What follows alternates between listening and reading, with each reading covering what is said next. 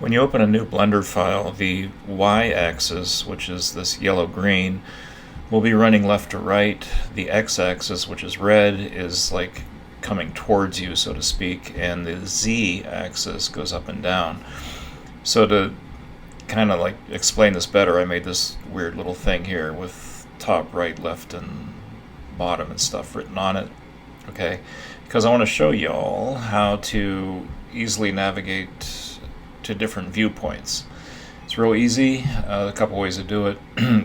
Go to View, Viewpoint, and then you can choose top, bottom, front, back, right, left. Okay, so let's, just for the heck of it, let's go front. And yay, that's front. And then, Viewpoint, you can choose any one of them. I'll just choose right. Okay, there's the right view. And you can also get there by this gizmo up here. Like notice, like when I went to viewpoint right, the central axis was positive x. Now if I want to go to positive z, that's the top.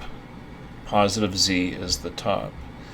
If I go to click on y, positive y is the back, which is a little bit weird, but it all makes sense. Now, if I want to go from, like let's say I'm in positive y and I want to go to negative y, let's click that, and that's the front.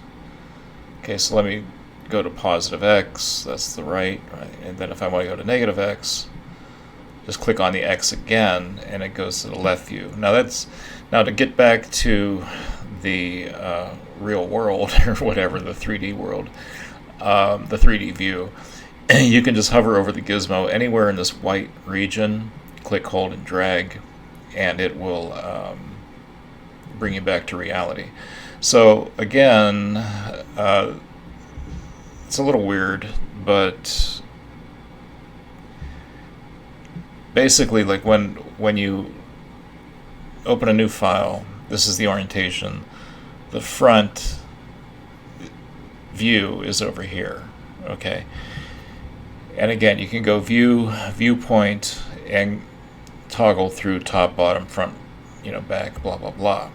Or you can toggle through using the gizmo here. Also, there are keyboard shortcuts with a numpad. So if you wanted to go to the top view, you would hit numpad 7, etc., etc. They're all right here. Okay, the keyboard shortcuts. So, all right. Well, so what? Well, like a lot of times when you want to do precise modeling, you want to like only see the top view, and you want to precisely model the length along the x-axis, for example. So there are many occasions where you'll want to go to top, front, right, back, views exclusively. The other thing is, like, suppose you're, merrily moving along here, and let's say you completely lose your object, and you got this really complex project, and you don't know where anything is. Remember, you can always select the object you're looking for in the outliner, and then go to View, Frame Selected, and then if your orientation is all messed up, you could just click positive Z for the top view. So then you can hover over this white region in the gizmo, click, hold, and drag, and like now you can see, okay, now I'm back to reality here. I can kind of figure out where to go. So in other words, if you get lost, select the object in the outliner, view, click frame selected, and then click one of these. Typically, using the top view is a good one to use. Click the positive Z, and then you can get back to the correct orientation.